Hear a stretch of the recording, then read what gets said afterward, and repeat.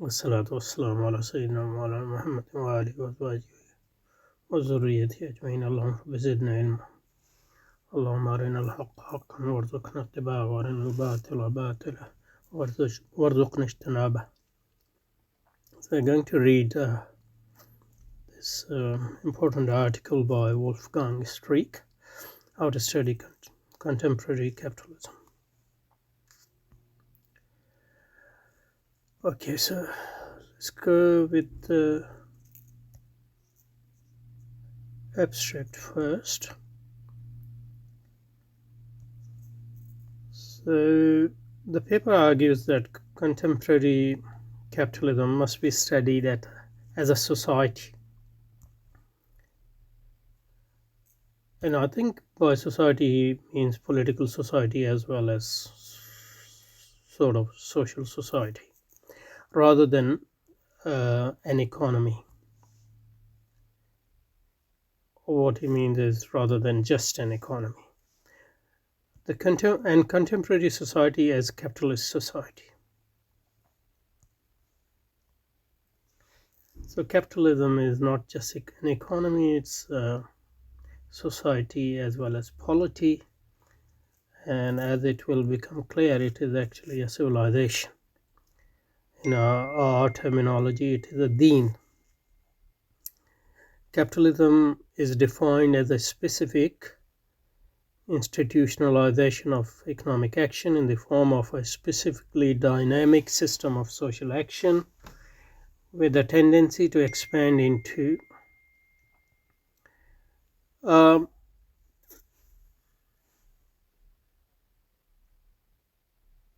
so he says design into capitalism is defined as a specific in this article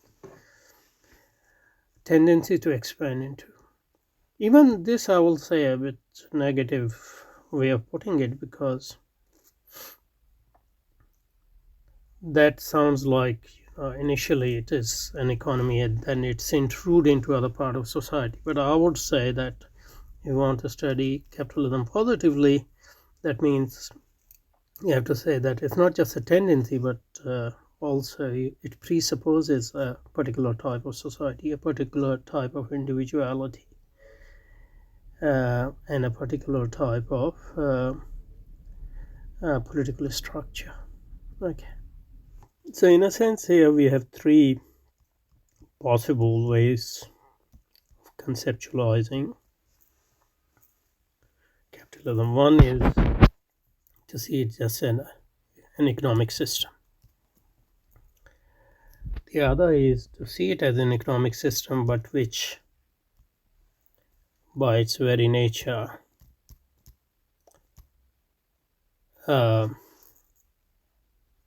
expand into other areas of life and sort of colonize them. And that reminds of, for example, Habermas's analysis of colonization of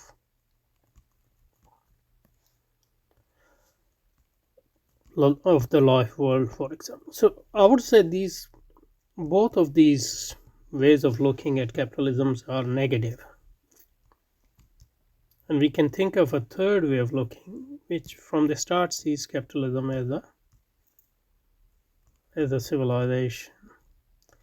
As an economic system, it presupposes, not just expands into, presupposes, in the Kantian sense, I guess, a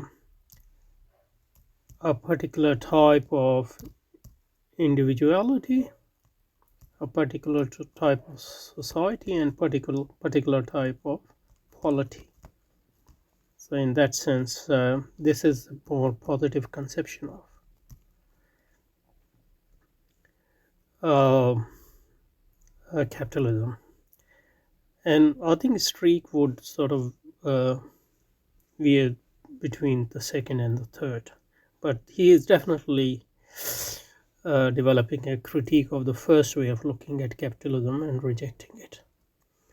So capitalism is defined as a specific institutionalization of economic action in the form of a specifically dynamic system of social action with a tendency to expand into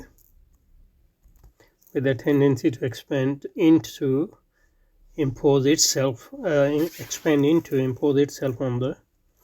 on and consume its non-economic and non-capitalist social and institutional context. One thing we can say is that there's something to say about the second view as well, even though without accepting it as the final positive conceptualization of capitalism, is that capitalism is a parasitic system in the sense that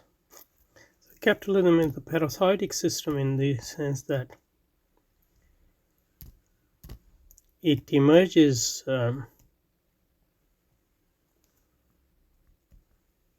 within a non-capitalist society and civilization.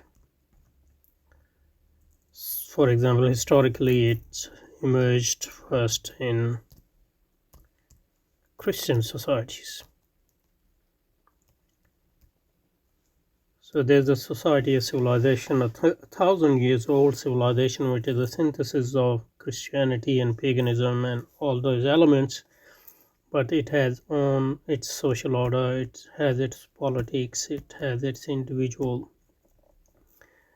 conception of individuality, it has its material bases. So capitalism creates none of this. So it emerges as an idea, as an ethos,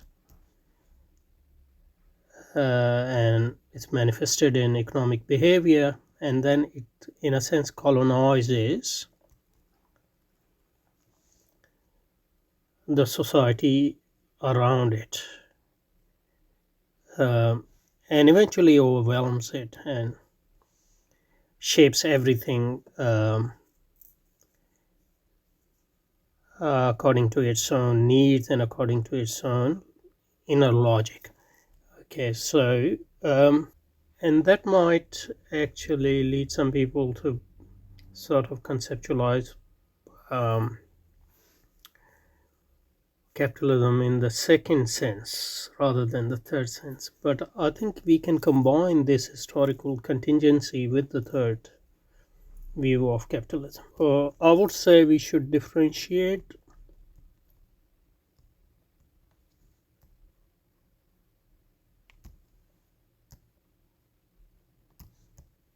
between a positive conception of capitalism, which correspond to our third sense, but we can combine it with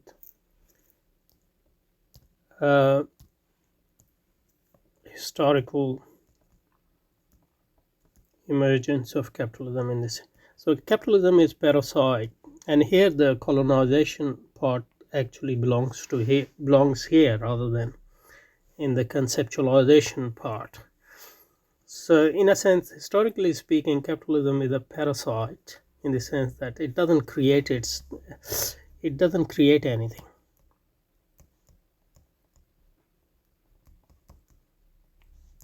Anything of its own. It's just an ethos which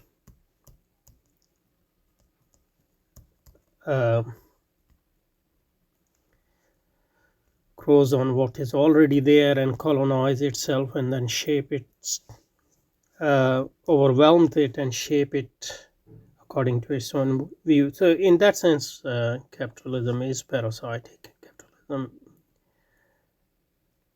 But that is the level of where we study its historical emergence. But as a conception,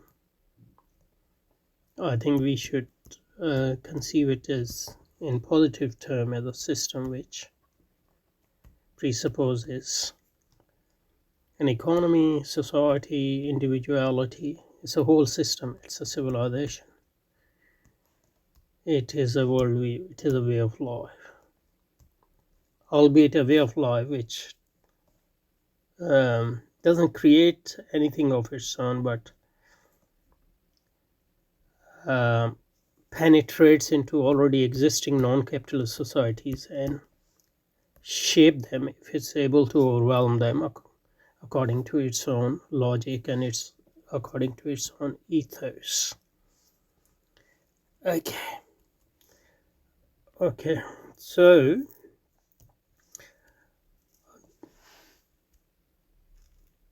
the paper illustrates its perspective of 4 brief sketches. It's still 28 pages long, so brief obviously is relative. Depicting contemporary capitalism as a historically dynamic social order. So it's a social order first. Second, it's a culture, it's a polity, states, culture, a way of life, so civilization.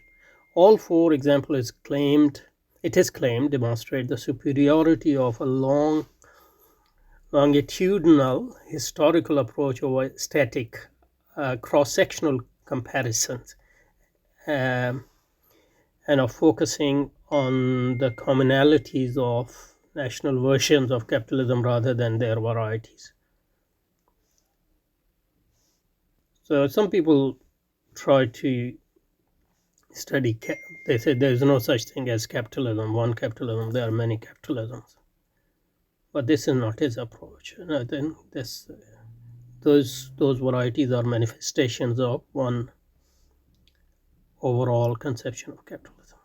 I think that's enough for today, and we'll next time start from the actual paper.